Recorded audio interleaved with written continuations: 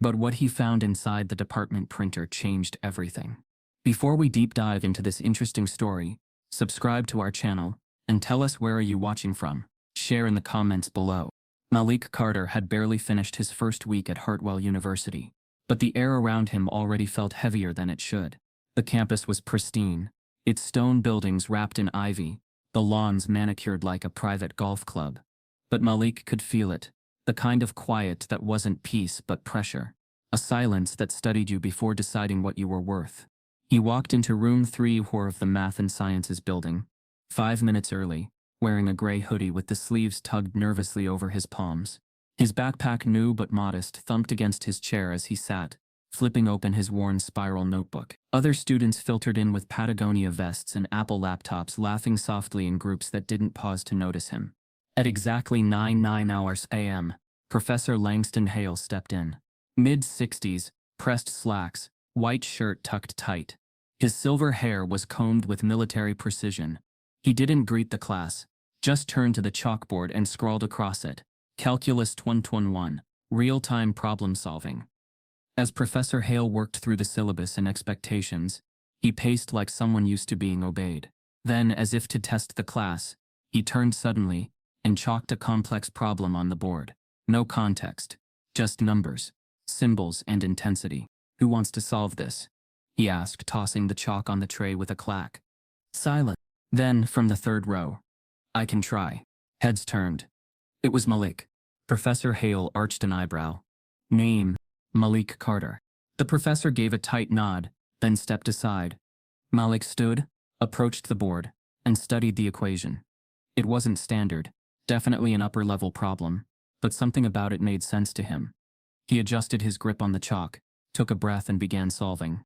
First step done. No hesitation. Second step correct. Simplification. Third, he paused, double-checked, then moved forward. 4 steps in, Hale's brows knit. Malik didn't just understand the problem, he was solving it faster than most students would even finish reading it. 5 steps. Final answer. Malik capped the solution with a small box and underlined it, then turned. "I think that's it." The room was dead silent. Professor Hale walked slowly to the board, scanned the solution, and didn't say a word.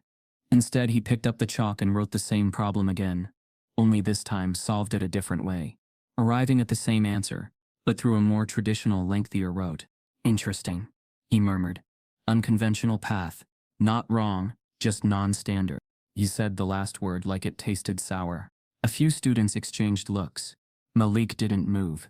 He knew what he'd done was correct. Maybe not the textbook route, but math wasn't about paths, it was about truth. As he walked back to his seat, someone behind him whispered just loud enough to hear, "Guess even street math works sometimes." Professor Hale didn't acknowledge the comment. Class moved on, but Malik's chest tightened. The moment class ended, students gathered their things. Malik packed slowly, his brain still running the equation in his head, checking and rechecking every move. Then he froze. Professor Hale had walked to the podium, flipped open his laptop, and clicked into the university portal. Malik's name flashed briefly on the screen. His most recent assignment, one submitted just last night, was listed. Hale paused, glanced around. Then, with a flick of the mouse, he clicked delete. No confirmation prompt. Just gone. Malik blinked. He stepped forward. "Excuse me, Professor." Hale turned, his expression cool. "Yes? I just saw my homework. It looked like you deleted it." A pause. Calculated. "I don't recall doing that," Hale said smoothly. "If it didn't upload correctly, that's on your end. Tech support can help." Malik opened his mouth to respond, but something stopped him. The room was emptying. He was alone. No proof. No witnesses. No power. He swallowed the words, nodded once. "Okay." He turned and left. Outside, the sunlight stabbed too bright. The campus buzzed with laughter, bike wheels and frisbees spinning across the quad. It felt like another world. Malik didn't feel part of it. Not really. He walked across the green, past the glossy admissions banners, with words like diversity, opportunity, excellence. He thought back to orientation week, when they gave them all those buzzwords in speeches, told them how proud they were to be welcoming a record number of students from underrepresented backgrounds. He remembered the moment he'd raised his hand during that welcome session, that big auditorium, hundreds of new students. And he'd ask the panel, genuinely, not accusing, why does this calculus program have only one black student this year? The microphone had gone quiet, a beat too long. Then one of the panelists chuckled and replied, well, we accept based on merit. Perhaps that's just how it shook out. He hadn't forgotten how people shifted in their chairs, how the smiles faded, how after that, no one really talked to him again. He'd asked the question he wasn't supposed to ask. And now it felt like every move he made would be measured against it. Back in his dorm, Malik opened his laptop, logged in. The assignment was gone. No trace, no timestamp, no backup. And something told him it wouldn't be the last time. But he wasn't the kind of person who let things slide. He closed the screen, reached for his notebook.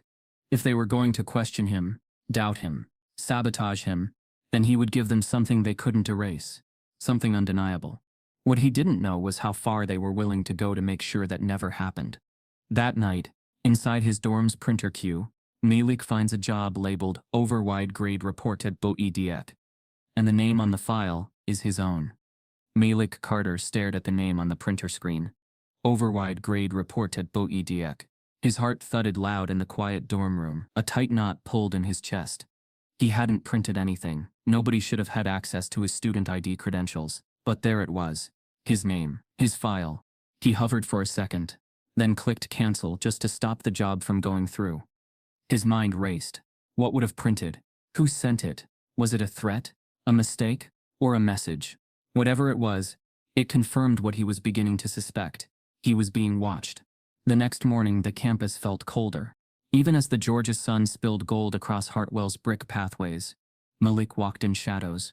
Students passed in groups, laughing about weekend plans, talking internships, networking mixers. Not one included him. Not after the first class. Not since the question. During week 1, he'd tried, introduced himself, joined conversations, even made a few jokes. He remembered a girl named Amber saying, "Oh wow, you're from Atlanta? That's kinda cool." But since his exchange with Professor Hale, everything had shifted. Amber barely made eye contact now. The other students, mostly white or wealthy or both, had found each other easily. He was invisible to them, until he wasn't. The first time it truly hit him was in the study lounge. 3 students from his calculus class were reviewing notes. Malik walked up slowly, notebook in hand. "Hey, do y'all mind if I join?" They exchanged glances. One girl closed her laptop a bit. "Actually, we're almost done," said the boy leading the session. Malik checked the clock. It was only 7:20. The study group had been scheduled until 9. "Oh, okay. Cool," he said, backing away. He walked past a glass wall and saw his reflection. Alone, hoodie up, tired eyes. A subtle shift. But it pierced deeper than any word. By week 3, it wasn't subtle anymore. Emails from his TAs went unanswered. Questions after lectures were met with, "Check the syllabus, or it's on Canvas." His attendance records began showing errors. 3 unexcused absences in a class he never missed. He brought it up once and got a blank look from Professor Hale. "That's what the system shows," he said. Malik pulled out his phone. "I can show you the timestamps from each day." "Mr. Carter," Hale interrupted. "If your first instinct is to argue with your professor, maybe you're not ready for this course." That was the moment Malik stopped trying to defend himself in public. The pressure didn't just build in lectures. It leaked into every space he entered. At the dining hall, he sat alone. In group projects, his contributions were double-checked, or outright ignored. One afternoon he overheard 2 classmates whispering near the vending machines. "I heard he only got in because of a diversity scholarship," one said. The other replied, "Yeah, bet he flames out by semester's end." Malik didn't confront them. He didn't even let his footsteps slow. But the words stayed with him, clawing inside his chest during every late-night study session and early morning lecture. One day after calculus, he approached the TA, a white graduate student named Chris. "Hey, can I ask about problem set 3? I tried using an alternative proof method, but..." Chris cut him off, not even looking up from his laptop. "You might just be in over your head here, man. Not every student's a fit for Hartwell math. You could talk to academic advising, see if there's something more aligned with your background." More aligned with your background. Malik didn't say anything, just turned and walked away slowly, every step heavy with heat and disbelief. He knew what was happening. It wasn't outright. It wasn't loud. No one had shouted a slur. No one had thrown anything at him. But the racism here was baked in, polished, dressed in blazers and committee minutes, delivered with passive smiles and coded feedback. He called his mom that night from the stairwell of his dorm. "I don't know if they want me here," he said, voice low. Her voice cracked through the phone. "Malik, you earned that spot. Don't let them steal your peace. Remember why you're there." He didn't respond right away, because the truth was, he didn't feel like he was there anymore. Not really. He was present, yes, but always questioned, always side-eyed, always other. Still, he pushed on. He studied harder than ever, wrote and rewrote his assignments, submitted everything early, read beyond the syllabus. He wasn't just surviving, he was trying to outrun the storm, until it caught him anyway. One Friday night, Malik sat on the third floor of the library, laptop open, jazz playing softly in his headphones. He was updating his student portal, cross-checking his grades and deadline. English Lit, Sociology, Computer Science, Calculus. He stared, full. There hadn't even been a midterm, only homework sets and participation, all of which he'd submitted. He clicked the grade. No breakdown, just a single red letter under "In Progress" grade. The screen blurred for a moment. He blinked hard. Maybe it was a glitch. Maybe it hadn't updated yet. He refreshed. He leaned back, numb, the kind of numb that didn't feel like shock. It felt like confirmation. This wasn't a mistake. It was a message. It was a message. He wasn't supposed to finish this course. Wasn't supposed to challenge the professor. Wasn't supposed to outthink their system. And certainly wasn't supposed to ask that question. The library buzzed around him. Laptops clicked. Students whispered. The soft hum of privilege in the air. And Malik sat in the center of it, jaw clenched, fists tight, watching a silent war unfold, where the bullets were spreadsheets and the battlefield was access. Malik closes the portal and opens his email there. Sitting unread is a new message from Langston. Hale.hartwell.edu, titled Grade Discussion. Urgent.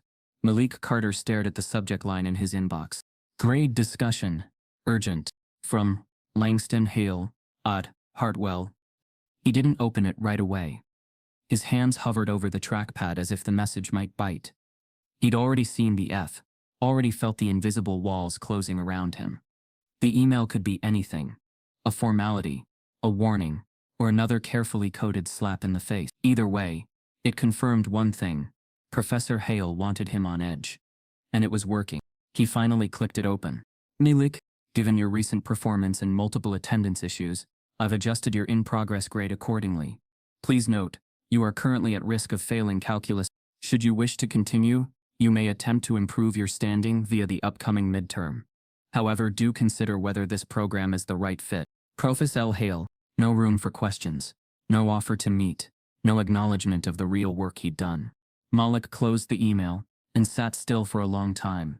Then he pushed his laptop away, pulled out his notebook, and started reviewing his problem sets from the beginning. Not because he needed the review, but because now, more than ever, he had to prove he didn't belong at the bottom. For the next 2 weeks, Malik became a ghost. He skipped social events, ignored calls from back home, stopped trying to make eye contact in class. Every day he mapped out new strategies for solving problems, cross-referenced textbooks, and downloaded supplemental lectures from MIT's open courseware. He even started sleeping with his notes open on his desk, highlighter marks bleeding across the margins. If there was one thing he could control, it was preparation. But something gnawed at him. The quiet. Professor Hale had said nothing since the email. No feedback, no public comments, not even a nod during lectures. Malik wasn't being corrected. He was being erased. Then, the night before the midterm, at exactly 11:42 p.m., a new email arrived. Subject: Final warning. No greeting, no body text, just a PDF attachment labeled Exam Instructions Conf. Malik's stomach twisted. He downloaded it, hands cold, and opened the file. It contained a single paragraph. Calculus 2021 Midterm Special Conditions. You will have 75 minutes. Calculators and notes prohibited. This exam will assess advanced logical thinking beyond basic curriculum. Ensure you've studied sufficiently. Standard rules do not apply. Standard rules do not apply. The line pulsed in his mind like an alarm. What did that mean? Were other students getting this message? He scoured the class discussion board. Nothing. No chatter. No complaints. Either he was the only one who'd received this, or the only one it was meant to intimidate. He didn't sleep that night. Just drank coffee and worked through obscure proofs until the sky turned pale. By the time he sat in room 304 the next morning, his eyes burned, but his focus was sharp. The exam packet was thick, more pages than usual. On the front was a typed note from Professor Hale.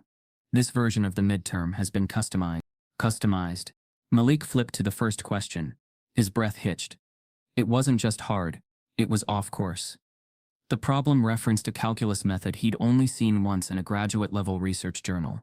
Another involved physics-based modeling, using integrals they'd never touched in class. He looked up, scanning the room. Everyone else had different versions of the exam. Shorter, simpler formatting, nobody else seemed rattled. It hit him then. This wasn't a test. It was a trap. But he didn't stop. He picked up his pencil, set his jaw, and began to work. The answers came slowly, but they came. He drew from every late-night session, every supplemental source, every equation he'd ever reverse-engineered, just for the sake of curiosity. He filled in page after page. Some questions required innovative solutions. He gave them that too. Even included citations for where he'd derived alternate methods, just in case they tried to say it was unverifiable. At 75 minutes, Hale called time. Malik stood slowly, walked to the front, and placed his packet on the desk. Professor Hale didn't look at him. Malik waited for something, acknowledgement, disdain, anything, but the man kept grading another paper. Malik turned and left. By the time he got back to his dorm, exhaustion hit like a wall. He collapsed onto his bed, fully clothed, the hum of betrayal buzzing behind his eyes. He had done what they said couldn't be done, and somehow he still knew it wouldn't be enough. The next morning, he checked the grade portal. Midterm. Under review. 2 days later, the status changed to 0/100. Invalid methodology. Malik's throat tightened as he stared at the screen. No notes, no feedback, just a 0. He ran to Professor Hale's office hours. The hallway was quiet when he arrived. He knocked twice. Hale opened the door, looked at him without surprise. Yes, Malik's voice trembled. My midterm, you gave me a 0. I showed my work. It's valid. Maybe unconventional. But I'm not here to debate creative math, Hale interrupted. This isn't a sandbox. Your methods were unrecognizable, and therefore invalid. They're not unrecognizable, Malik pushed. They're just not yours. That doesn't make them wrong. Hale stepped forward, his voice low and precise. Mr. Carter, it's not about wrong, it's about rigor. If you want to play around with ideas, do it in a journal, not in my class. Malik's jaw clenched. So that's it? You decide what counts? You customize my test, then penalize me for meeting your bar? Hale offered a cold smile. You're welcome to escalate the matter, but keep in mind, your grade reflects your fit, not just your answers. That word again, fit. Malik left, fists curled, anger lodged deep in his ribs. That night, he couldn't bring himself to study, couldn't even open his notebook. He lay in bed staring at the ceiling until a soft shuff broke the silence. A folded piece of paper had slid under his door. No name, just 6 words scrawled in rough handwriting. Malik flips the note over. There's a name scratched faintly on the back. A. Vicks, class of 9. The name scratched onto the back of the anonymous note haunted Malik all weekend. A. Vicks, class of 9. He searched the university's alumni directory. No Andre Vicks listed among the math honors or departmental awards. No thesis, no archived publications. No graduation photos. It was like he never existed on paper, only in whispers. But Malik was methodical. He combed through old student forums, Reddit threads, and archived student newsletters. Finally, he found a match. Andre Vicks, mathematics major, Hartwell class of 2. One archived issue of the Hartwell Herald mentioned him in a freshman spotlight, a promising mind in pure mathematics, expected to graduate with distinction. But that was the only trace. No graduation announcement. No alumni updates. Something had happened. Through a mutual contact on a campus Discord channel, Malik was able to get an email address. The response came late at night, almost like Andre had debated whether to reply. Yeah, I remember Hale. I remember all of it. You don't usually talk about Hartwell. But if you're dealing with what I think you are, meet me at Cedric's Coffee, on Ashland, Saturday, 3 p.m. Ask for Malik arrived early. nerves coiled tight in his stomach. The cafe was dimly lit, worn wood tables, indie jazz playing too soft to be cool. When Andre walked in, Malik barely recognized him. He was wearing a faded name tag over a retail store polo. His eyes were tired, older than 24. They shook hands. "So," Andre said, sliding into the booth. "Let me guess. Hale?" Malik nodded slowly. Andre exhaled, leaning back. "He did it to me too. Just like he did to Marcus Barnes. And Theo R. And probably that girl Amara from the year above me. All of us had talent. All of us were black. None of us made it out of that department."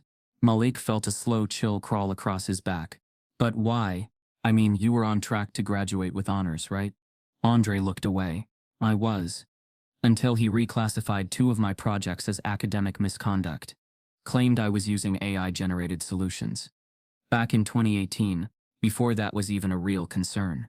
Malik frowned. "That doesn't even make sense." "Exactly," Andre said, voice low. "But that's the trick. He doesn't have to prove anything. Just plant out. And in a place like Hartwell where the power's in whispers, that's enough to kill a future." "But didn't you file a complaint?" Andre gave a humorless laugh. "Of course I did. It went to the dean. I followed every rule. Know what they told me?" Malik leaned in. "They said, perhaps the environment here isn't best suited for your skill set." It was the same phrase Malik had heard, almost word for word. Andre continued, "Look, they don't care if you're brilliant. They only care if you're theirs. If you're in the club, legacy last names, faculty connections, donors' kids. Otherwise, you're just someone who wandered too far off the path." The air between them was thick. Malik asked, "So what happened to you after?" "I appealed. They stalled. Then one day I logged into my student portal. Same as you probably did. And I saw an F on my capstone. No review. No explanation. Just gone. Took me 5 years to pay off loans for a degree I never technically earned." Malik felt rage tighten inside his chest. "You didn't deserve that." Andre looked at him hard. "Neither do you. But if you stay quiet, they win. Every time." Malik left the cafe shaken, but resolved.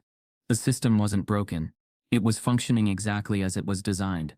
That night, he began gathering every piece of documentation he had: screenshots of grades, email exchanges, timestamps, study logs. He mapped out the timeline of his coursework, attached a summary of every assignment, and listed all interactions with Professor Hale and the TA. It took him hours, but when he was done, he submitted a formal complaint to the university's Office of Academic Ethics. He CC'd the dean directly, wrote a precise subject line: "Pattern of academic discrimination. Formal complaint submission." He didn't sleep that night. He just watched the sent email, waiting for the automated reply.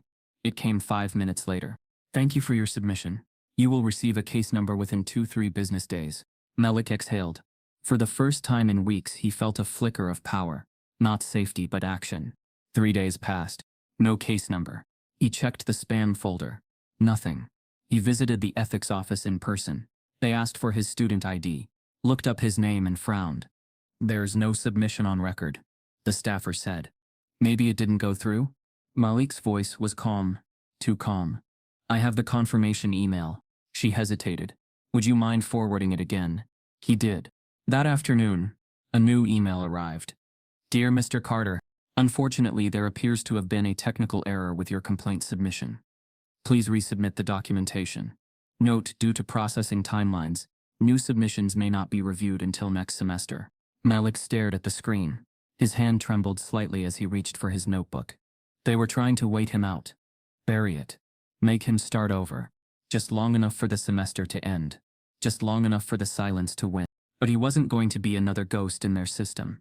That night, Malik started writing again. Not just for the university, but for himself. He began drafting a timeline, not a complaint, a case. And he wasn't just going to send it to Hartwell. He was going to make sure someone outside that building heard it too. The next morning, Malik receives an unexpected reply, not from the dean's office, but from someone named Dr. Ayesha Bennett, Stanford Mathematics Dept.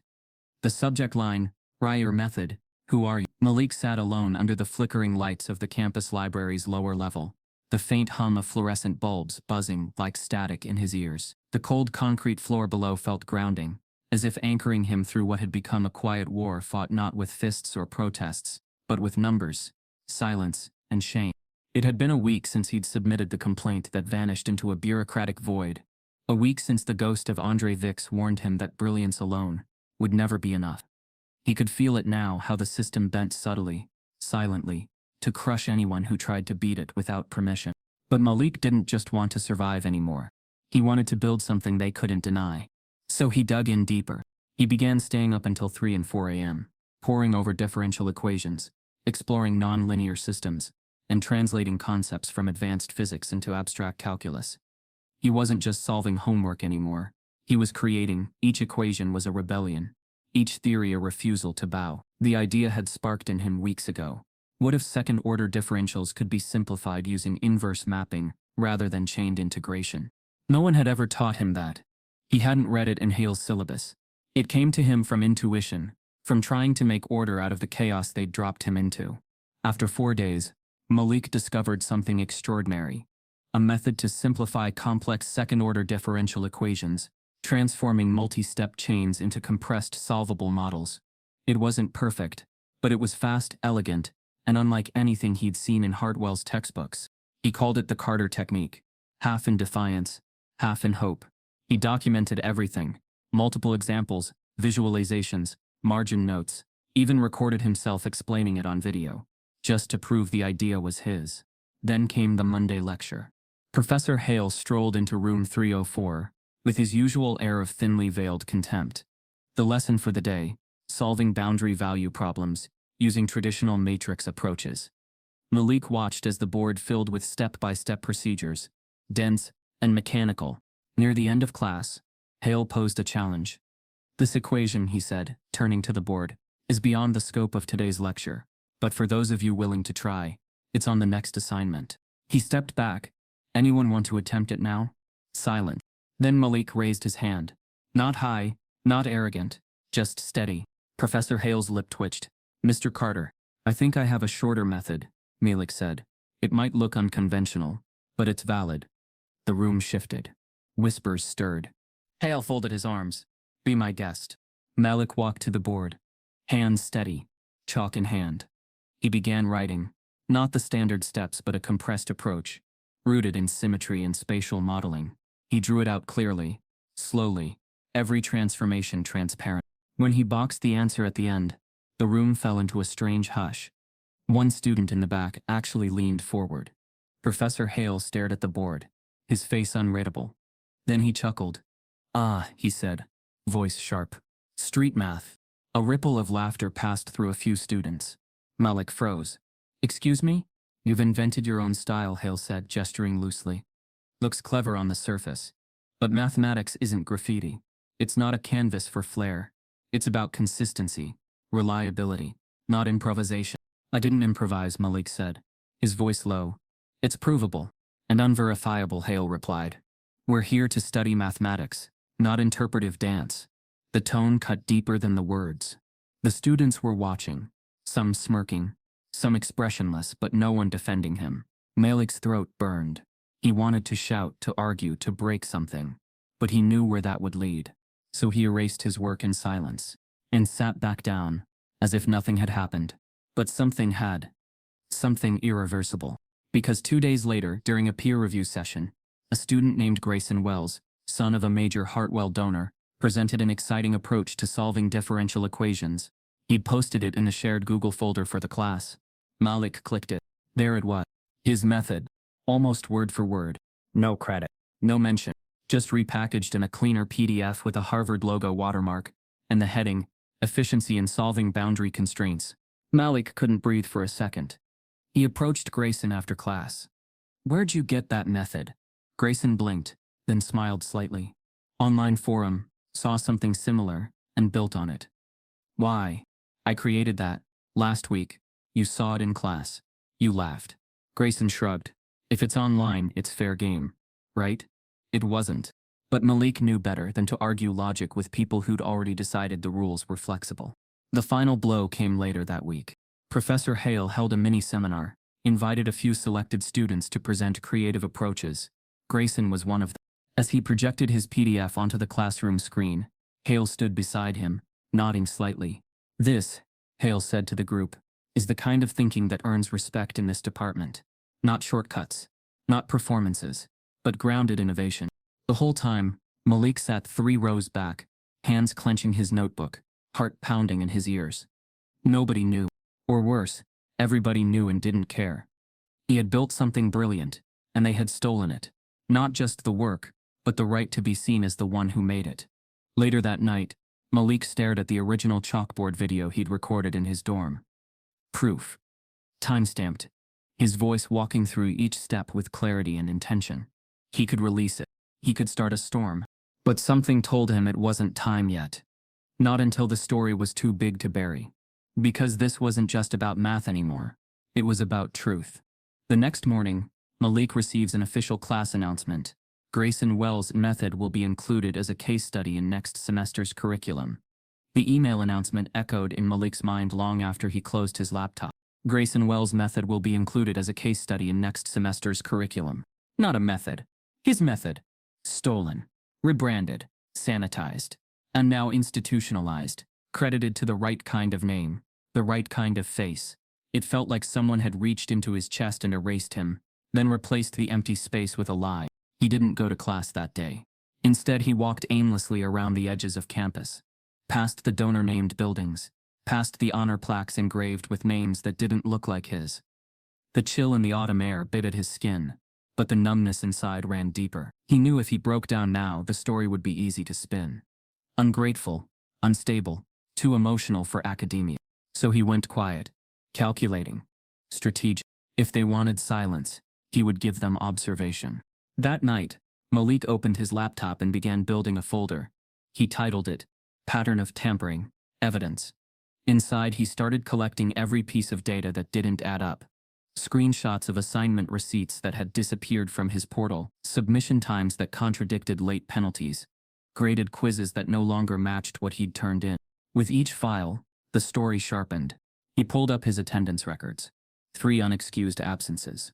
Except he'd only missed class once, and he had the email thread with the TA to prove it.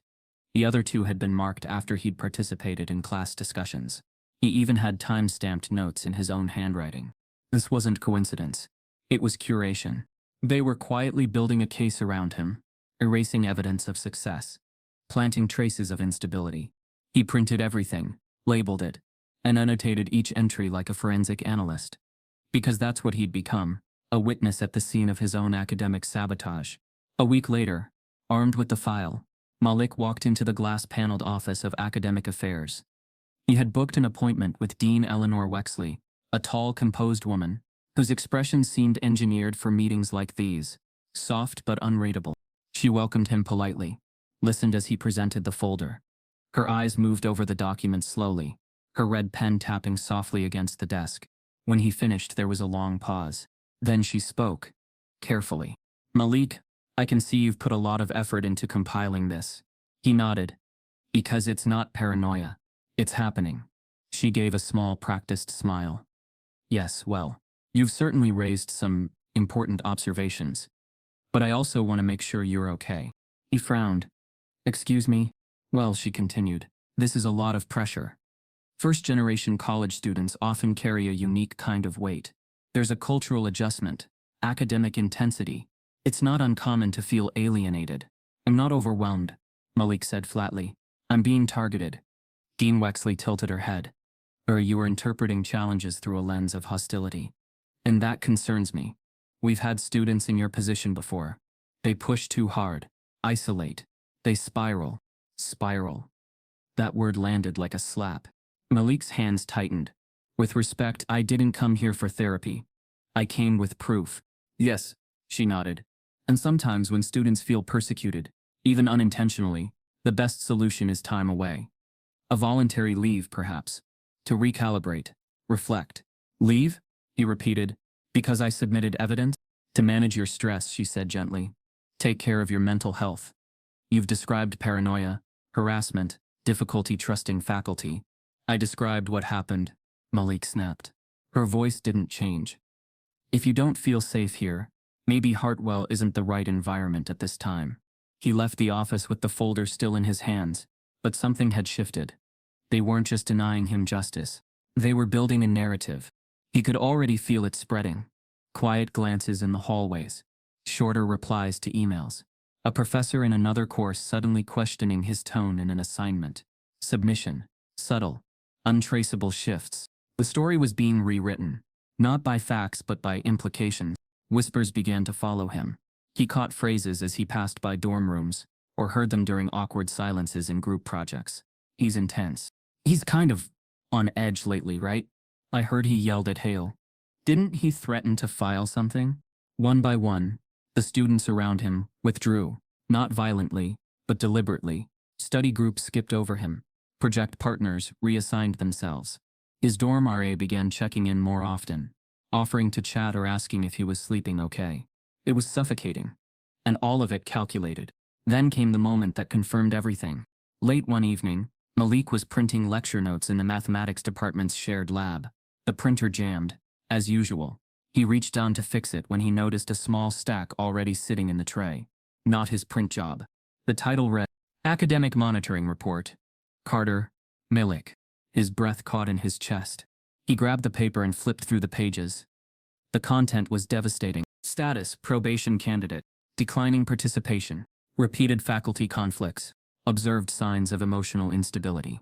Recommending ongoing monitoring and faculty discretion. No date. No official email. No notification to him. It had been printed just minutes earlier. Someone was still nearby.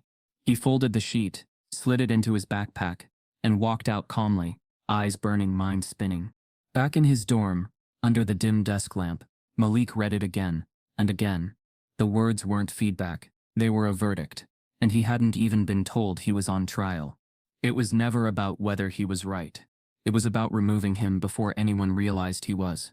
They wanted him to disappear quietly. Drop out, self-destruct, or accept the invitation to vanish in the name of mental health. But they'd underestimated him, because Malik wasn't done yet. He wasn't just surviving now. He was documenting, building, preparing for a war not in front of whiteboards, but in front of the world. The next day, while downloading class materials from the student file server, Malik stumbles upon a hidden folder titled Graduation Holds Confidential, and inside his name is already listed with the status flagged, Do Not Advance. Malik stared at the screen in stunned silence. Graduation holds confidential. Status flagged, Do Not Advance. He hadn't failed a class, hadn't violated any policies. But here it was, his academic future, already pre-decided, months before final exams. The system wasn't waiting to evaluate him. It had made its call, quietly, permanently. They didn't expect him to find it, or to understand what it meant, but Malik understood perfectly. They were phasing him out. All the subtle discrediting whispers, grade tampering, suspicious reports, was laying the groundwork for this final move. If he disappeared, it would look procedural, not personal. If he vanished, it would appear like a student who just couldn't handle the rigor. Malik closed the folder, sat still in the glow of his laptop, then did what he always did when the world tried to erase him. He created. He went back to the Carter technique. His method, the one they ridiculed, buried, and repackaged under another name. He knew it worked. He'd solved equations with it in a fraction of the time. He just needed someone, anyone, to see it without bias, without an agenda. So he anonymized it, created a profile on a niche academic forum called MathX, mostly frequented by graduate students and early career researchers.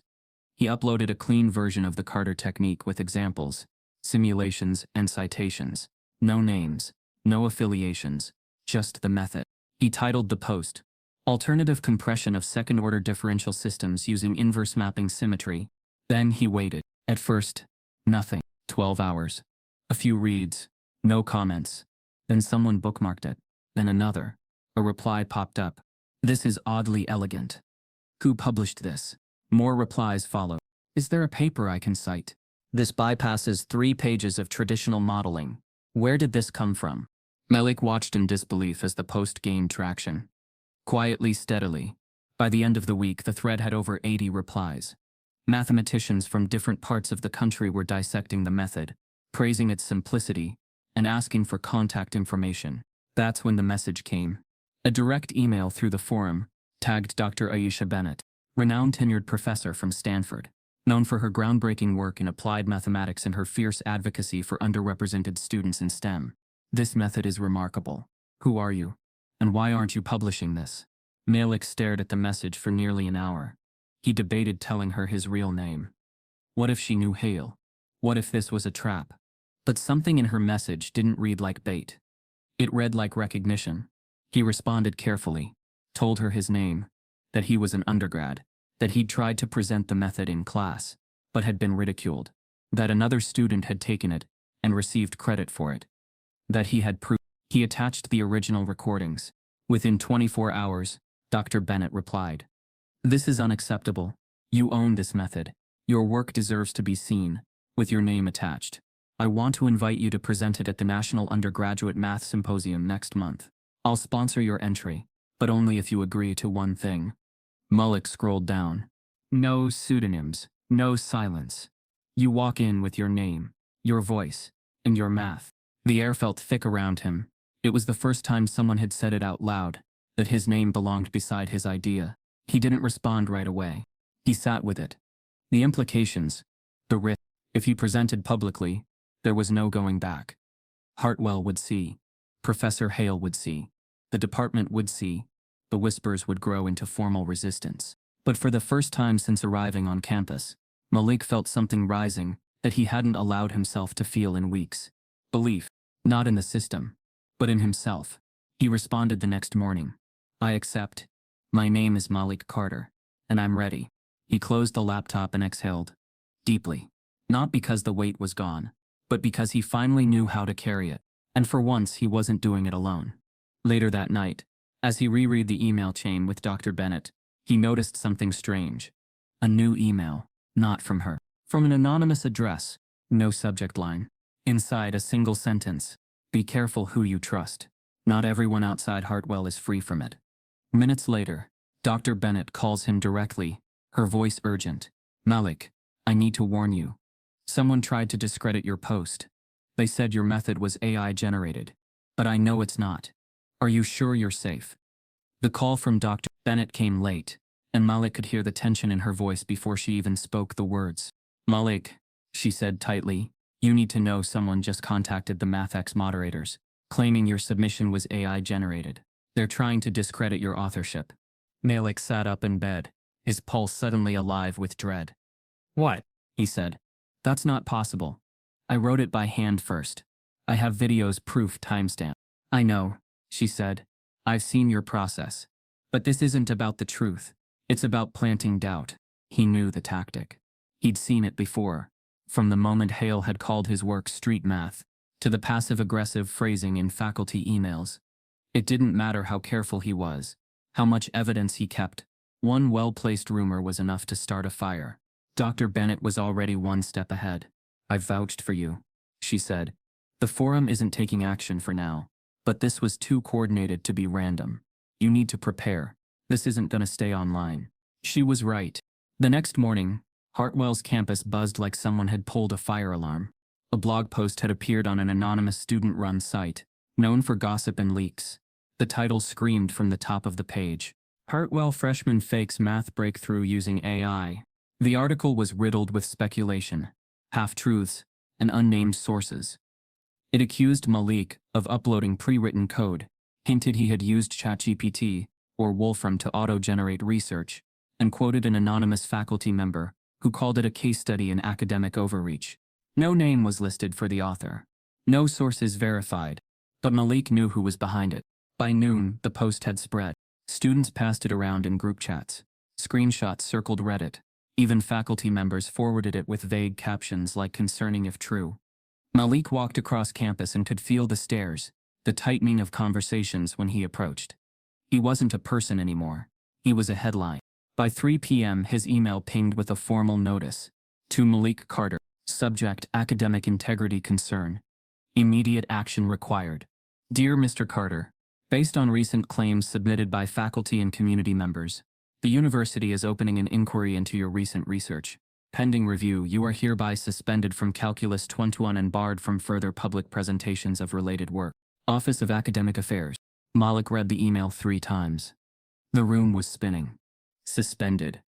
No hearing, no meeting, Just a sudden erasure of the only class that connected him to the reason he came here. He ran to academic affairs, demanded a meeting, but Dean Wexley was unavailable. A student worker handed him a generic form. "You can file an appeal," they said flatly. "This is retaliation," Malik said, trying to keep his voice from cracking. "I have proof, videos, drafts, recordings. This is mine." "I understand," the worker replied without looking up. "But the system has to run its course." The same system that had already decided he wouldn't graduate. Back in his dorm, Malik didn't cry. He didn't break anything. He just sat in the dark watching the window as students passed below in pairs and groups, laughing. Free. Then his phone buzzed. It was a message from an unknown number. No greeting. Just one PDF attachment. Subject: Hail thread. Confidential. He hesitated, then opened it. Inside was an internal email thread between Professor Langston Hale and 2 other faculty members, dated weeks ago. From L. Hale to Dr. Evans. Dr. Roth. Subject: Carter. If we don't intervene now, this could spiral into a PR problem. He's already reaching outside the department. Any delay makes it harder to control the narrative. I've already spoken to the right people on academic affairs.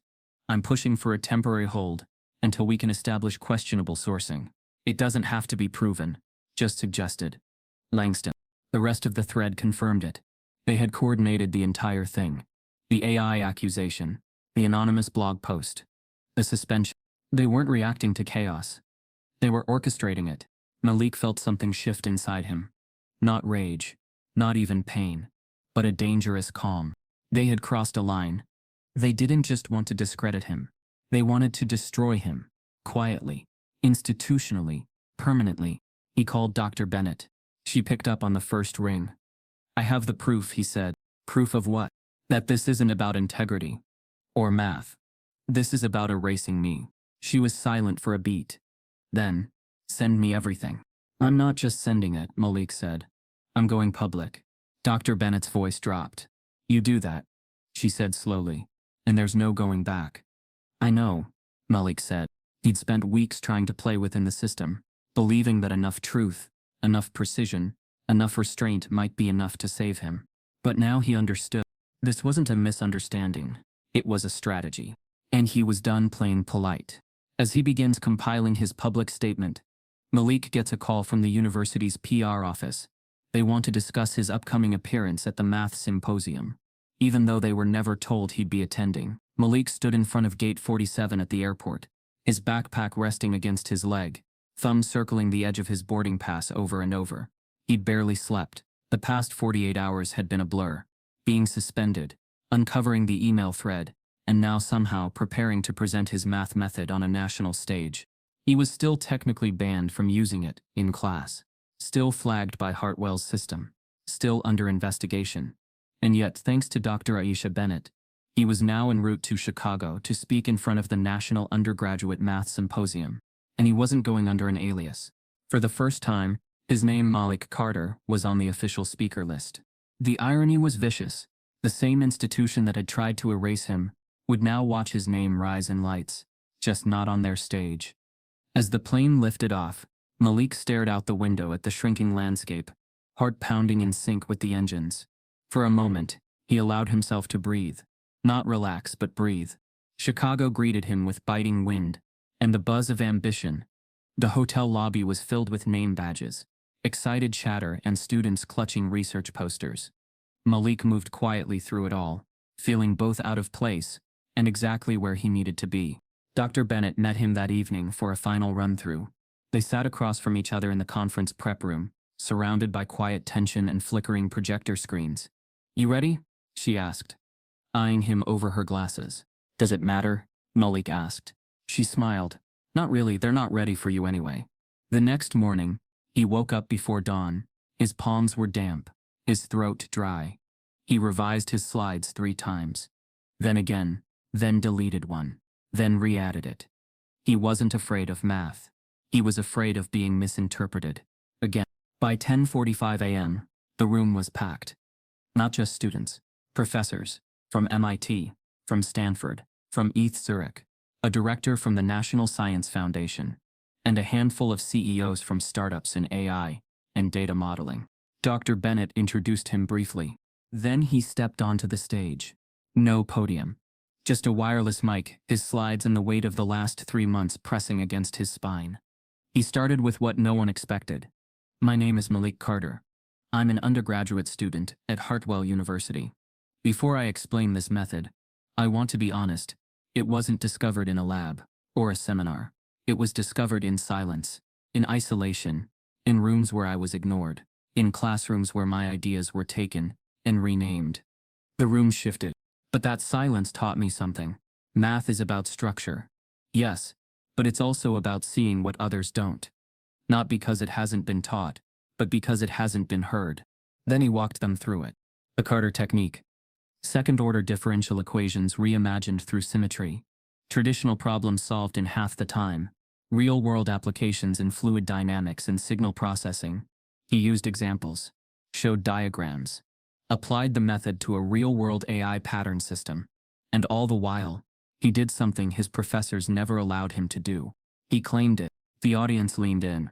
By the time he finished, there was a beat of absolute silence. Then the room erupted in applause. Not polite, not academic. Thunderous. Malik blinked as he stepped off stage, stunned. People lined up to speak with him. One professor from Switzerland shook his hand and asked if Malik would consider a fellowship abroad. Another from MIT asked for the paper draft. Someone else offered to collaborate on a research grant. And then just as the rush began to subside, someone else approached, not with a notebook or badge, but a calm smile and sharp eyes. She introduced herself quietly. Diana Langford, CEO of Valistech, a major data analytics firm, specializing in predictive modeling. She had been seated in the back, arms crossed, watching with laser focus. That was extraordinary, she said. Elegant, but powerful. The kind of thing my engineers spend years trying to reduce. But you made it look like origami. Malik managed a quiet thank you. I'd like to speak privately, if that's all right, she said. He nodded, unsure. Dr. Bennett gave him a discreet nod from across the room. Go. They walked into one of the small conference lounges nearby. Diana closed the door gently behind them and turned to face him directly. I'll keep this brief, she said. I want to license your method for real-world application. Our modeling software deals with predictive behavior systems, and what you just showed could reduce our processing layers by 28%. That's millions in saved infrastructure, possibly more. Malik stared at her. I'm not looking to steal it. I'm not trying to hire you yet. I'm offering a licensing partnership. Full credit, full rights, legal protection, your name attached. You lead the research and own the intellectual property. All I want is first implementation rights. His mouth opened, but no words came. We'd start with a term sheet. Review with your legal rep. I assume you have one? He didn't. But now, maybe he would. Diana smiled again, reading his hesitation. Take your time. Talk to people you trust. But let me be clear, this isn't charity. I'm here because you're the real deal. And the market is going to figure that out with or without Hartwell's permission. She handed him a card, sleek, silver embossed. Then she left. Malik sat down in the empty lounge chair and exhaled. Not from relief, but from recognition. He wasn't invisible anymore. As he opens his phone to text Dr. Bennett, a notification pops up. Hartwell has just issued a formal statement accusing him of violating university code and threatens expulsion. The applause from Chicago still echoed in Malik's ears as the train pulled into Hartwell Station. The winter air here felt different. Colder, tighter. Like the town itself resented his return. He stepped off the platform, suitcase in one hand, Diana Langford's silver business card in the other, and took a long breath. He'd done it. He'd stood before some of the brightest minds in mathematics, and proved not only that his method worked, but that it was his. He'd felt the warmth of respect, the rush of vindication. For 72 hours, Malik Carter had lived in a world where brilliance meant belonging. But Hartwell was not that world. His phone buzzed before he even reached his dorm. Subject: urgent. Disciplinary action notification. From Office of Student Integrity. Dear Mr. Carter, following new information and multiple corroborating reports, the university is issuing a formal expulsion notice on grounds of academic fraud. You are to vacate your dormitory within 48 hours.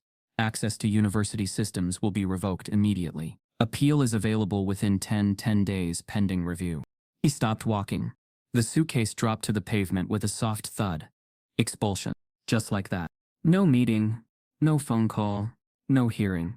He stood outside the dorm entrance, arms frozen at his sides, as students passed without a glance. Just 3 days ago, he was fielding offers from institutions across the globe. Now the school that once printed his scholarship photo in their brochures was labeling him a cheater. The timing wasn't suspicious. It was surgical. Back in his dorm room, Malik sat motionless on his bed, surrounded by half-packed bags and the stale air of defeat. He knew what this meant. If the expulsion stuck, not only would his record be permanently stained, his licensing deal with Phallus Tech would be jeopardized. Diana's legal team would walk if he couldn't prove clear ownership. Investors wouldn't touch a controversy. It was a strike against his name, not just his future. He called Dr. Bennett immediately. Her voice came through sharp and direct. They did it. Yeah, Malik said. They did it. I warned you they'd move fast. It's like they were waiting for me to step off the train. She exhaled. That's exactly what they were doing. They don't care about the method. They care that you own it. Malik was quiet. Dr. Bennett continued, her voice edged with fire. This isn't just a disciplinary process anymore, Malik. It's erasure. They're trying to burn your authorship to the ground so it never reaches the record. So what do I do? You lawyer up, I'll connect you with a civil rights firm in DC. They've handled worse. You're not fighting a school anymore. You're fighting a machine that thinks it owns you. The call ended with names and numbers exchanged, a long list of instructions, and a single unspoken truth between them. This was war. That night, Malik received a campus-wide email. Hartwell's statement on academic integrity and equity. A blanket message filled with coded language, recent violations, due process, upholding values. Though his name wasn't mentioned, everyone on campus knew who it was about. His phone lit up with messages. I didn't know it went that deep. Did you really fake the method? Hope you find peace, bro. Even silence became a weapon. Former classmates who had once praised his answers now blocked him. Professors who had once nodded at his comments now deleted his name from lecture slides. By morning he was a ghost walking the same halls where he'd once been a rising star. As he packed the last of his things, Malik found the notebook from his first day of class. The page with Hale's equation, the one he'd solved at the board, the one that started all of this. His handwriting still filled the margin, bold, confident, unafraid. That boy felt like a stranger now. But as Malik stared at it, something hardened inside him. They wanted to crush him beneath their process, make him disappear, but they hadn't broken his work. They hadn't disproven his method. They hadn't destroyed the truth. They had just tried to bury it.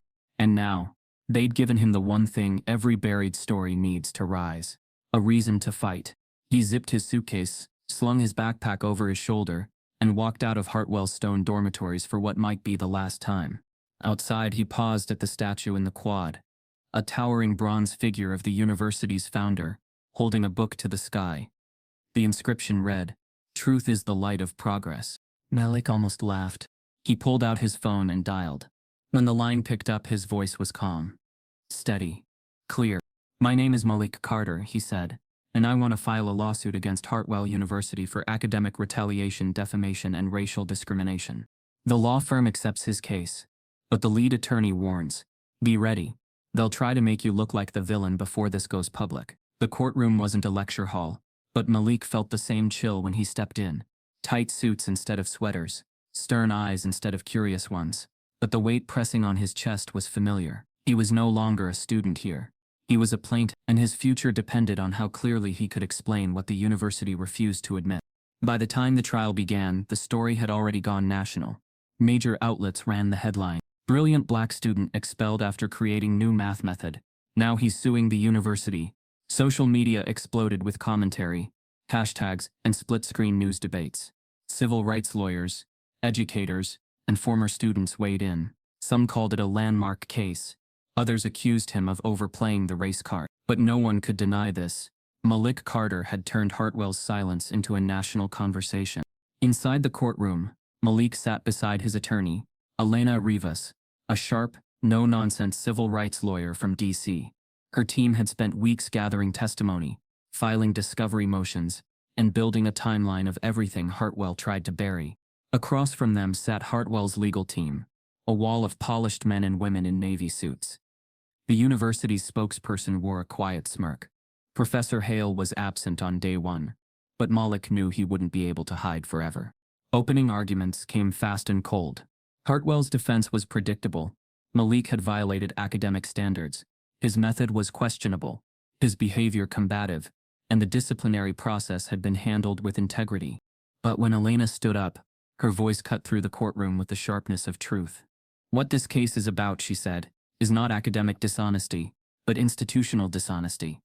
What this university calls standards were used selectively. What they call integrity was weaponized to erase a young black scholar the moment he stepped beyond the limits they were comfortable with. Then came the evidence. Email chains like the one from Hale, discussing ways to control the narrative. Internal memos listing Malik as emotionally unstable with no basis, distributed without his knowledge. Testimonies from alumni like Andre Vix, who had nearly identical experiences, brilliance punished, innovation erased, and eventual withdrawal under pressure. A spreadsheet was entered into evidence, showing that, over the past 10 years, 96% of black students who entered Hartwell's mathematics program had either transferred, changed majors, or left without completing the degree. In contrast, white students had an 87% completion rate. The courtroom fell into stunned silence. Hartwell's attorney, red-faced, called the data correlation, not causation. He insisted that all students are evaluated by the same academic measures, that standards must be protected, even from talented individuals who might prefer shortcuts. Malik kept his eyes locked forward. He wasn't going to react, not to that. Then came the day of the demonstration. Elena stood and addressed the judge directly. "Your Honor," she said, "in light of Hartwell's claims that Mr. Carter's method was unoriginal or invalid, we respectfully request permission for Mr. Carter to demonstrate the technique live, using a university-approved equation previously deemed unsolvable within time constraints."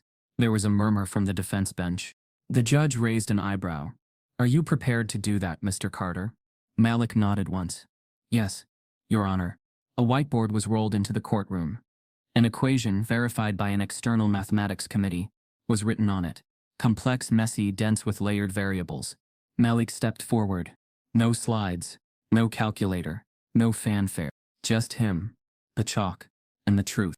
He began working quietly, steadily, step by step. His hand moved with precision.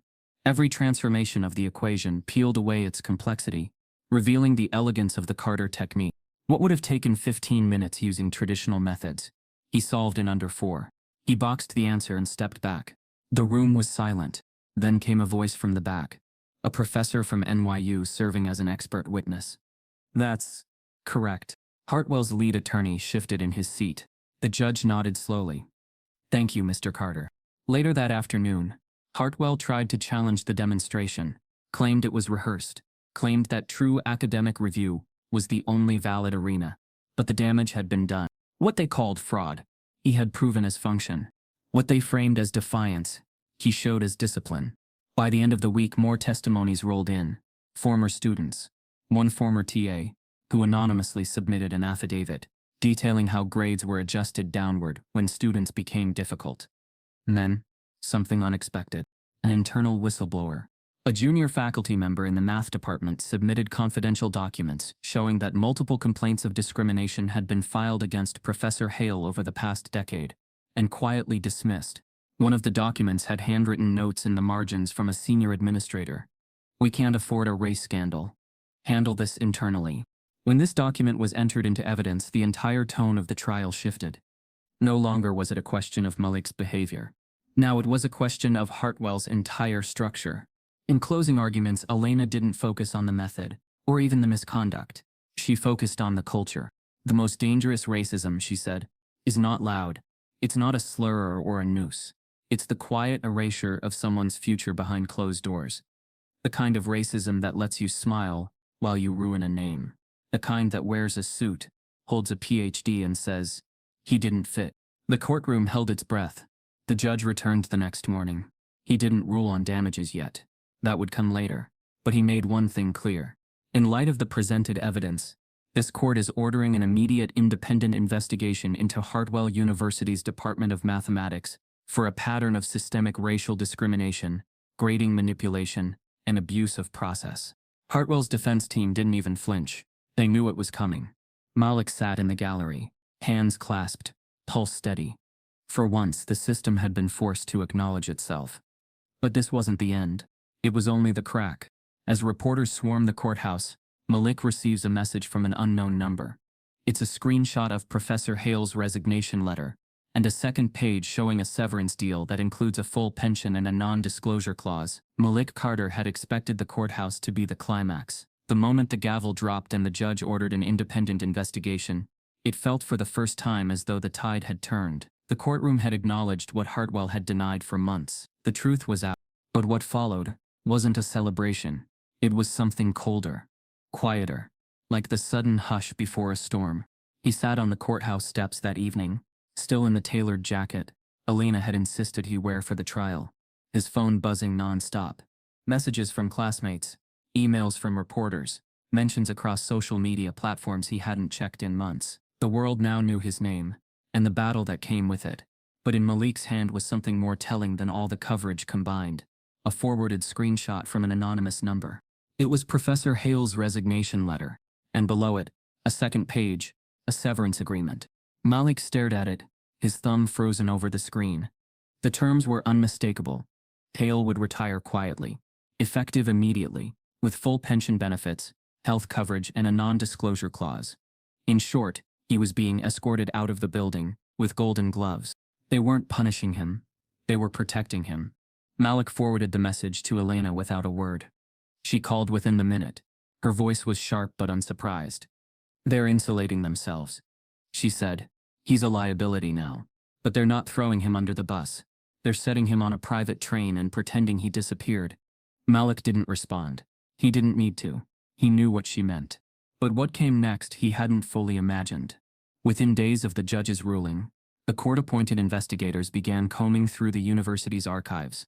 Hartwell had initially tried to stall, offering to conduct its own internal audit.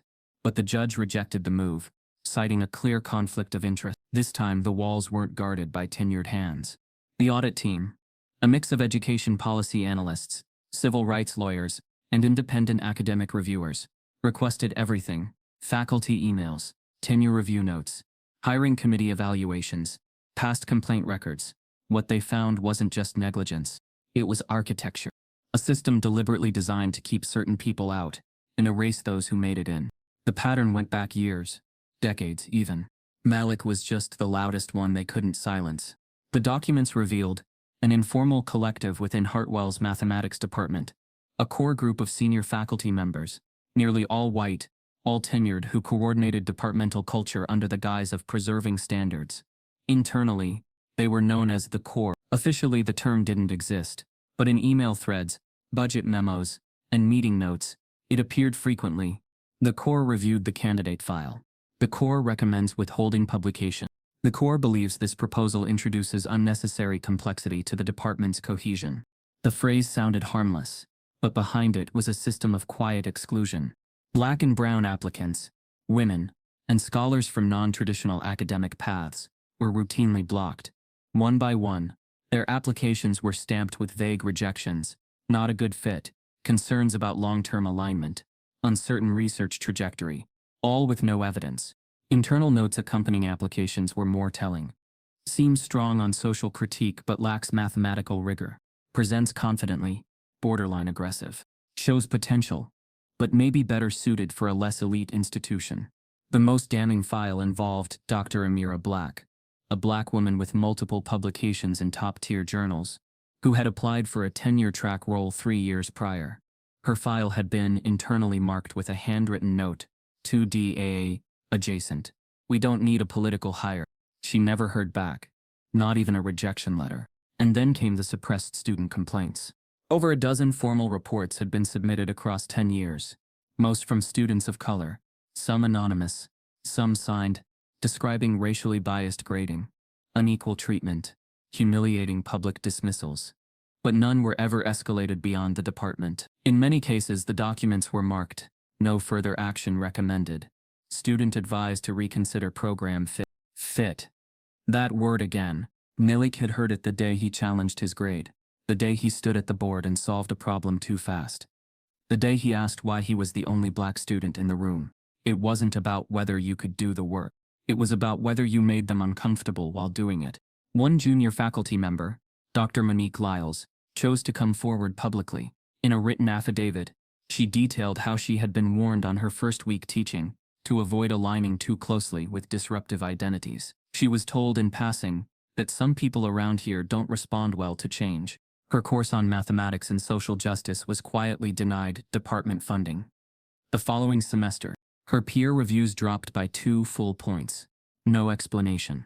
She remained an assistant professor, 3 years past the normal promotion cycle. As the investigation deepened, Hartwell's carefully managed image began to crack. News outlets published expose after expose. One headline read, "The Equation of Exclusion: How Hartwell's Math Department Erased Its Most Brilliant Minds." Another, "Silent Gatekeeping: The Racism You Can't Always Prove Until You Can." Hartwell's administration scrambled to respond. They released public statements, launched a campus equity listening tour, and promised restorative dialogue. But Malik could see through it. They were talking about culture, never naming culprits. They were apologizing for feelings, not actions. They spoke of the pain students may have experienced, but never once mentioned Professor Hale. Not the NDA, not the payout. That silence spoke volumes. And then one crisp morning, a white envelope arrived at Malik's new mailing address. No return label, just his initials written in blue ink. Inside was a formal offer, a financial settlement, typed in perfect legal language, signed by Hartwell's general counsel, and neatly folded beside a non-disclosure agreement. They were offering him nearly $500,000. No admission of wrongdoing, just a clean payout for damages incurred, including emotional distress, academic disruption, and reputational harm. All he had to do was disappear. If he signed, he would never speak publicly about what happened, never publish about it, never reference Hartwell in media or academic work. His story would end in a check. No TED Talk, no book deal, no national tour, no documentary, just silence. The final line read, "Let this be a mutual step toward closure." Malik stared at the paper long into the night. Closure? For who? For Hale, who'd escaped with a pension? For the students whose futures were quietly edited by committee? For the faculty members who still sat comfortably behind desks they didn't earn, in a system they helped rig? He called Dr. Bennett. "They sent it," he said quietly. "The offer? Yeah. A big one. I figured they would. You're dangerous now. Not because of the lawsuit, because you wouldn't shut up." Malik paced his small living room. The NDA sat on the table like a snake curled in place. "I could use the money," he admitted. "I know," she said. "But ask yourself, if you sign that, what does that mean for the next kid who walks into that room and asks the same question you did?" He didn't speak. She let the silence hang. "I can't make the decision for you," she said. "But I'll support you either way. Just know, stories like yours don't come around often. And if you let them bury it, they will." That night, Malik didn't sleep. He sat with the paper, the envelope, the weight of everything they wanted him to forget. Then he picked up his phone and called Elena. "I'm not signing," he said. "You're sure?" she asked.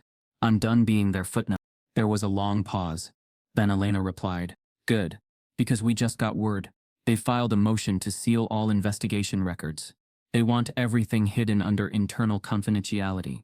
If we don't move now, we lose the momentum." Malik nodded to himself, heart pounding again. But this time, it wasn't fear. It was resolve. They wanted silence. He was about to give them the opposite. Malik prepares for a national press conference when a former faculty insider contacts him with a chilling message. "You're not the first student they paid to disappear. You're just the first who said no." Malik Carter didn't flinch when he stepped onto the stage. Not anymore. The auditorium was packed. Rows of students, faculty, reporters, and camera crews. Lights flooded the platform, but he didn't blink. He didn't need notes. Every word he was about to say had been burned into him.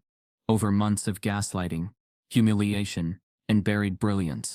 Behind him, the screen read the title of his talk in bold red lettering, "The Equation They Couldn't Solve." Dr. Aisha Bennett stood backstage, arms crossed, head high, watching like a proud general. Elena sat in the front row beside members of his legal team, and at the edges of the room were others, former Hartwell students, professors from other universities, civil rights scholars, and students who had flown in just to watch him speak. Malik took a breath. My name is Malik Carter. I'm 20 years old, and for the last 9 months, I've been told I don't belong in rooms like this. A pause. The silence in the room leaned in. I've been told that I'm too emotional, that my methods are untested, that my questions are disruptive, that my presence is not a good fit. Not because my math was wrong, but because my math came from someone they never expected to be right. He let that sit.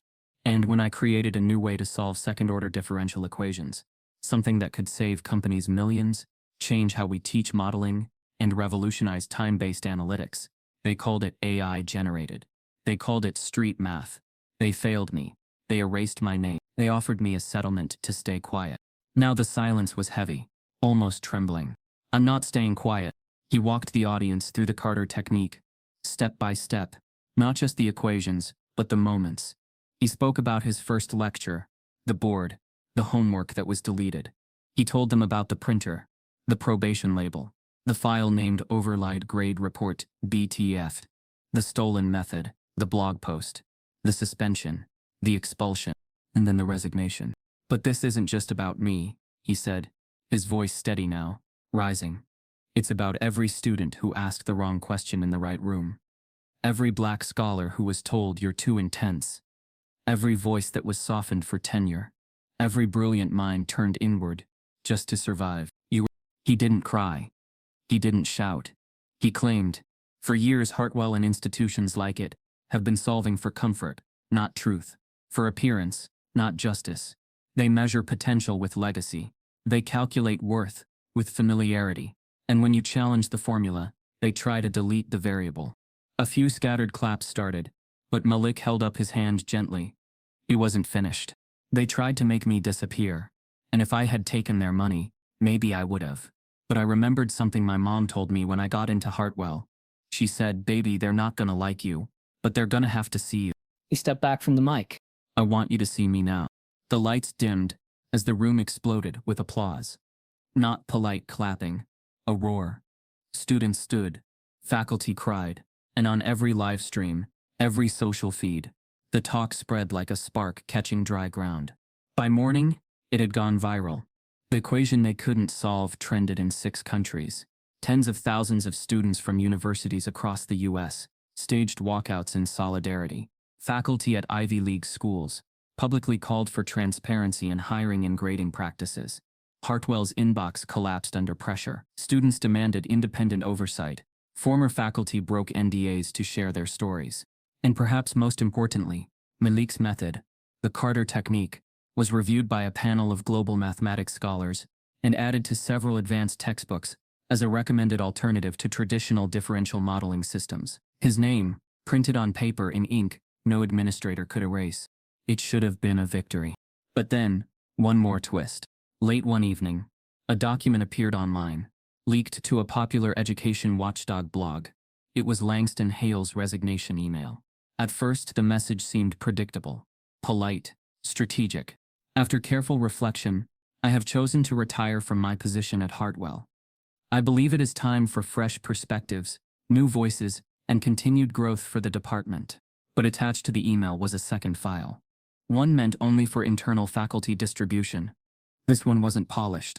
They've turned him into a symbol, and it's working. I warned you this would happen. We were supposed to protect our culture, not hand it over to litigation and guilt. If he's what excellence looks like now, then the bar is gone. What's next? Math by emotion? Standards by pity? Malik read the leaked message twice, then a third time. There was no apology, no remorse, only contempt masked as tradition. His phone began lighting up again. Journalist wanted comments. Dr. Bennett forwarded it with 2 words. Told you. Elena sent another message. This helps us, but be ready. Because now this wasn't just a story about Hartwell. It was a mirror, held up to every institution that looked like Hartwell. Every department built on gatekeeping. Every professor who never had to defend their own mediocrity because they wore it like pedigree. Malik turned off his phone, sat alone in his apartment, staring at the whiteboard where he'd first written the Carter technique, the same board he once thought would only ever matter in private. He knew there would be backlash. There would be attempts to discredit him again. But this time, the light was too bright. The silence too shattered. He refused their settlement. He refused their silence. And now, They would have to live with the noise. The next morning, Malik receives a package with no return address. Inside is a black hardcover journal, and a note that reads, "He wasn't the first to bury black brilliance here, but now you're the first to uncover the rest." Start with page 17. The new institute didn't have a marble lobby. It didn't open with a 7-figure endowed. There were no leather chairs, no oak-paneled conference rooms, no ceremonial ribbon cuttings with elite alumni smiling for camera crews. What it had instead was a small brick building on the south side of Atlanta, a dozen second-hand desks, and a name that pulsed with intention: the Carter Bennett Institute for Equity in Mathematics and Engineering. It began as a promise, one Malik made to himself in the quiet aftermath of the TED-style talk that shattered the illusion of institutional neutrality. He knew that going viral wasn't enough. Public opinion was loud, but it faded. Lawsuits could be buried. Settlement letters could resurface with new NDAs. The only way to truly shift the landscape was to build new terrain. Dr. Aisha Bennett didn't hesitate when Malik pitched the idea. "I've been waiting for someone like you," she said simply. With Elena's legal team helping structure the nonprofit, and donors from progressive tech firms stepping forward, many inspired by Malik's viral moment, the foundation took root. Within a year, they opened their doors to the first cohort of students. Young, brilliant, often overlooked minds from communities where access to high-level STEM education had always been a fight. Malik wasn't just a co-founder. He taught, he mentored, he rewrote curricula. The Carter technique, his once dismissed approach to solving second-order differential equations, was now being used in advanced modeling simulations across multiple industries. Researchers at Stanford and Oxford applied it to streamline machine learning processes. A leading aerospace firm integrated the method into flight control algorithms for autonomous drones. He was published, cited, quoted. His work, once erased from a lecture board in shame, was now printed in journals, used in patents, embedded in code. The press dubbed him the mathematician who beat the system. Malik flinched at the title, not because it wasn't true, but because it implied a finality he didn't feel, as if he'd crossed the finish line, as if the system hadn't already rebuilt itself behind him. He never stopped hearing stories. One student at Columbia who had her research removed from a group paper because she overcomplicated the framing. A grad student at MIT whose advisor insisted he soften his language when writing about black urban communities in his environmental data model. A teacher in Texas fired for introducing mathematicians of color during Black History Month. The system hadn't changed. It had been caught. But Malik, he had changed. He no longer sought entry. He built entrances. And when students came through them, he made sure no one could shut the doors behind them. One evening, after teaching a workshop on mathematical storytelling, how numbers can carry bias in voice, Malik returned to his office and found an envelope on his desk. No postage, no return address. Just his name. Malik Carter, written in neat, sharp cursive. Old school. He opened it. Inside was a folded letter, handwritten on thick stationery. The smell of tobacco and old books clung to the paper like memory. Malik recognized the handwriting immediately. Langston Hale. The name still made something in him twist. He unfolded the letter, eyes narrowing. Malik, by the time you read this, I will have been out of Hartwell for nearly a year. They forced the early resignation. Yes, but I won't pretend I didn't earn it. Still, there are things I never got to say. Not to the press, not to the courts, just to you. You were right. I was afraid of you. Of what you represented. Not because you weren't brilliant, but because you were. And because I had spent decades shaping the department in my image, and you made it clear that image wasn't enough anymore. I've taught thousands of students, and I've failed some of them. But I've only ever truly feared one. I didn't just try to fail you. I tried to unwrite you. You survived me. More than that, you replaced me. You created something I never had the courage to imagine. And I'll be honest, part of me envies you. The rest of me, it knows this is justice. Do with this letter what you will. Just know, some of us live long enough to watch the system swallow itself. Others get swallowed by it. You escape. I didn't. Hale. Malik read the letter 3 times. Not because he needed to believe it, but because a part of him buried deep had once wanted it. Not the apology, but the acknowledgement that it had all been real, that it hadn't been in his head, that the chalkboard moment, the zeroed midterm, the whisper campaigns, the committee notes, the settlement offers, the folder on the printer, none of it was imagined. He tucked the letter back into the envelope and placed it in a locked drawer. Not out of spite, but because sometimes, even when you win, you still carry the weight of every step it took to get there. The institute thrived. Applications doubled, then tripled. Mentorships grew. Scholarships flowed in. Former students launched their own ventures. Some in AI, others in policy, one in biostatistics. But all of them left with one truth branded into their bones. Brilliance wasn't something institutions gave you. It was something they tried and failed to take. And as for Hartwell, it tried to clean its face. New faculty, new DI task forces, new slogans, but the building still stood, and Malik knew somewhere behind those walls, another student might be raising their hand to ask the wrong question, in the right room, which meant his work wasn't done. As Malik steps outside to greet a new class, his assistant hands him a sealed file sent anonymously. Inside, copies of 3 more erased academic records, all belonging to black students from decades past. The letter had yellowed at the corners by the time Malik opened it again. Years had passed. The Carter Bennett Institute had become more than a project. It was now a pipeline, a launch pad for marginalized brilliance. His method, once dismissed as a fluke, was now foundational in fields ranging from predictive climate modeling to next-gen AI architecture. Former students now led research labs. Tech companies routinely cited his work. His name, Malik Carter, was no longer a battle cry. It was a baseline. But he still kept the letter, the one Hale sent. The second one. It arrived quietly, like the first, without ceremony. But this time, there was no arrogance in the handwriting. The lines were smaller, slanted, like the weight of time had pressed harder on the pen. Malik unfolded it slowly, the paper whispering under his fingers. Malik, I underestimated you. That's not news. But what I never said, what I couldn't say in court, or behind the institutional curtain, is this. The world almost missed you because of me. And for that I am ashamed. I still remember your question. Day 1. Why does this class only have one black student? I laughed then. Thought it was a performance. I see now that it was a mirror, and I chose to break the mirror, instead of look at myself. I can't undo what I tried to erase. But enclosed is something I never gave lightly. A letter of recommendation. It names you what I refuse to say out loud. Brilliant. Necessary. Revolutionary. You never needed my validation. But I needed to give it.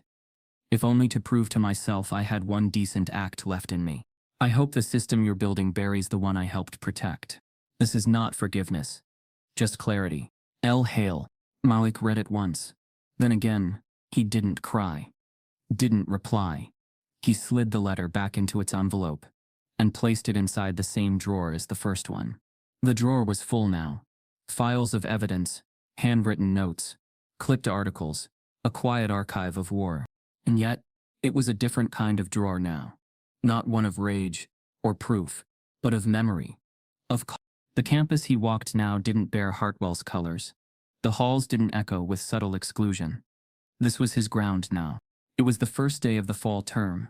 He walked into the lecture hall. His lecture hall. Sunlight streamed through high windows. Dozens of students turned as he entered, eyes wide. Most knew who he was. Some had applied to this university solely to study under him. He placed his notes on the podium, wrote his name on the board in white chalk. Prof. Malik Carter. The air was quiet, curious. He turned and looked out over the room. Then he said it. Why does this class, he asked, pausing between each word, only have one black student? A hush fell over the room. A few students shifted. One black student in the second row lowered her eyes, as if waiting for the follow-up sting that always came next. But Malik didn't let it linger. He looked up and smiled. Let's fix that. It wasn't a reprimand. It was an invitation. The tension cracked. Shoulders loosened. Pens rose to paper. And something invisible but powerful settled across the room, an understanding that this wasn't just calculus. This was reclamation. A space remade from the ashes of erasure. He began the lecture like any other. Limits, functions, derivatives, but layered every step with context. Why the structures existed, who created them, who was excluded from them. It wasn't activism. It was honesty. By week 2, enrollment in his course had nearly doubled. Students stood in the back just to listen. Administrators offered to move him to a larger hall. He declined. This room, he said, was built too small for voices like ours. Let it overflow. Years passed. Malik became more than a professor. He became a movement. The Carter method was taught across continents now, not just for its efficiency, but for what it represented: resistance as creation, resistance as evolution. Not a rebellion against math, but a return to what math had always been: discovery. He declined television deals, refused honorary degrees. He didn't want statues. He wanted systems rebuilt. He still walked to class with a black notebook under his arm, the same kind he'd used when everything started. He kept it not out of nostalgia, but as a reminder that brilliance didn't always look like gowns or gatekeeping. Sometimes it looked like a young student scribbling equations alone, unnoticed, uninvited, but unstoppable. He never spoke of Hale again, Never quoted the letters. never used the recommendation, because Malik Carter didn't rise on the back of forgiveness. He rose on the belief that the truth, once named, could never be unnamed again. And now he made sure others were given the same clarity, without the war. On the last day of the semester, a student stayed behind. A young woman, quiet but sharp, her notebooks filled with marginal notes and counter-solutions. She approached the desk slowly, then asked, "How did you know that you were right?" Malik looked at her, thought of the printer, the portal, the envelope, the silence, the scream. "I didn't," he said. "I just knew I wasn't wrong." She nodded, and in her eyes he saw it, the spark, not the need to be told, but the need to prove herself only to herself. The war was still on, but so was the work. As Malik turns off the lights to his empty classroom, he sees a sticky note left on the board. "Professor Carter, have you ever thought about rewriting the entire curriculum?" He smiles and begins to erase the board. If you've ever been told you don't belong, just because of who you are, you felt what Malik felt. His story isn't rare, it's just one that finally got heard. Type yes if you believe brilliance should never be silenced. Subscribe if this broke your heart and made you want change.